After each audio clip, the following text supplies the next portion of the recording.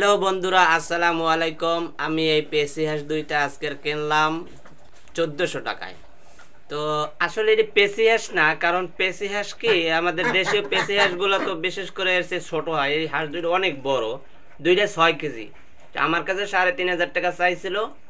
আমি ভাবছিলাম যে 2-2.5 হাজার টাকার নিচে মনে হয় দেবে না। তারপর ওনার কাছ থেকে একটু মূল্যায়, তো 1400 টাকা বলার পরে অনেক কিছু চেষ্টা করলাম, আমিও পারলাম না। তো মনে করছিলাম যে উনি 1400 টাকা দেবো না, তারপরও দিয়ে দিয়েছে। যাই হোক, হকাররা অনেক সময় আপনাদের কাছে এরকমের দাম বাড়তি চাইবো, অনেক বাড়তি চাইবো, যেটা ব্যাস পেয়ার ডাবলের চেয়েও বেশি চাইবো। তো আপনারা বিশেষ করে হকারদের কাছ থেকে কিছু কেনাকাটা করলে একটু মূলামূলি করে কিনবেন, তাহলে আপনারা একটু কমাই কিনতে পারবেন। আর চিন্তা করলাম যে রমজান মাস আসছে, পেঁচাই গোছে দিয়ে কিছু খাওয়া টাওয়া যাইবে না।